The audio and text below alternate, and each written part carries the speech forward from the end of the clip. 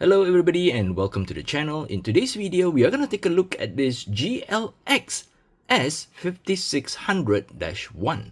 This GLX-S5600-1 is technically a smaller version of this GLX-5600.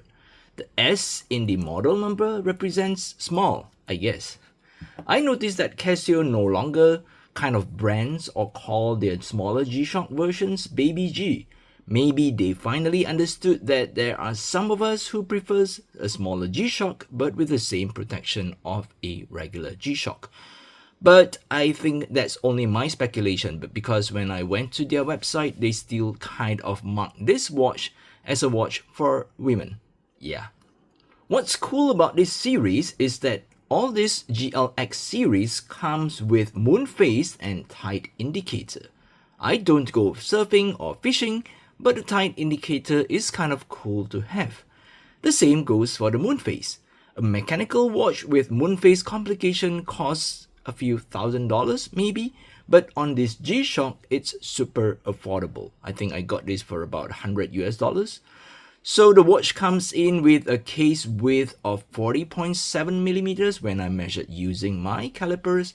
It has a thickness of 11.1 millimeters. And the lug-to-lug distance, if you're only measuring from the case, it's about 45.3 millimeters.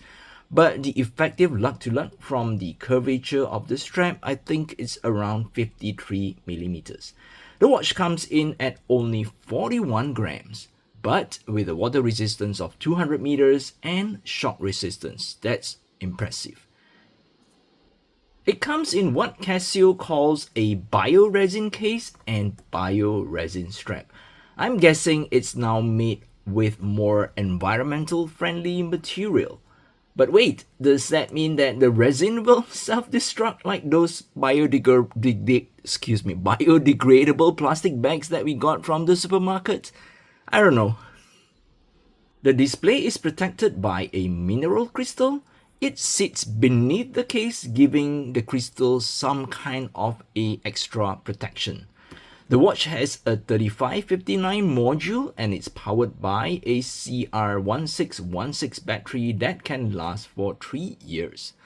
So let's start to cycle through the function of the watch and see what we get from this super affordable Casio G-Shock here. So by pressing the lower left button, we can go to the first function, which is the tide function. So tide, in a way, it shows like, is for us to cycle through. Let's say today is 15th of February. So we can cycle through the time and see what the tide is like for today. So now let's say it's around 2:40 something p.m. So yeah, okay, I've skipped that. But anyhow, you can cycle through. So after that, let's go back. So now it's around 2 something. Right, so I'm gonna go to around maybe 3. Right, let's make it 3. So at 3 o'clock, then we're gonna have a low tide. It's just beginning to rise again from that low tide. So yeah, this allows us to see like what's the tide like at different time of the day. And if you press the adjust button, you can go to moon age. So typically a cycle of a moon is about 28 days, right? So now it shows that the moon is around 17.1 days of its age from the new moon, right? So it's just past full moon. If you can see here, there is a small little crescent there. So yeah, we just passed full moon, I think a couple of days back. Right, and after that, okay, before we go to the next function, so I did a video on how to set the moon phase and the tide graph of this watch. I mean, not this watch, but this watch. So I'm gonna put a link to that video either in the top right corner here or maybe in the description box, either on the bottom or the left, depending on the device that you're looking at. So if you are interested to kind of properly set up the moon phase and the tide of the watch, you can follow that video. Alright, so after this, we can press the mode function again, and we go to world time. So yeah, we can like press and cycle through different time zone, which maybe I'm just gonna show you here. Right, yeah.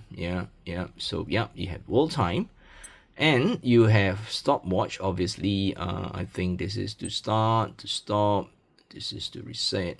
Oh, where to reset? Here to reset, I guess. All right, and again, timer. All right, I'm not gonna play with it. Alarm. So we have 2 alarms on this watch. This is alarm 1. This is alarm 2, and we can also set like I know how long you want the alarm to snooze if you decided to snooze it. And signal is like kind of an hourly chime, which I find super annoying, so I'm not gonna turn it on. And yep, we're back, and after alarm, and yeah, we are back to regular timekeeping. So this is the day of the week, this is the month, this is the day, this is the time, and yeah, that's it, I guess. I think there's a way for us to change between regular 12-hour timekeeping or 24-hour if you go into the adjust mode. So maybe we can hang around in the adjust mode for a while. Press and hold, it goes into adjust. So this is where you set the seconds. Press here, then you can set like daytime saving, daylight saving time. Is it on or off? So it's off here.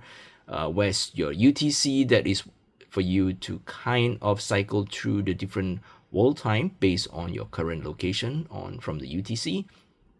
This is the time, right? This is the year, this is the month, this is the date.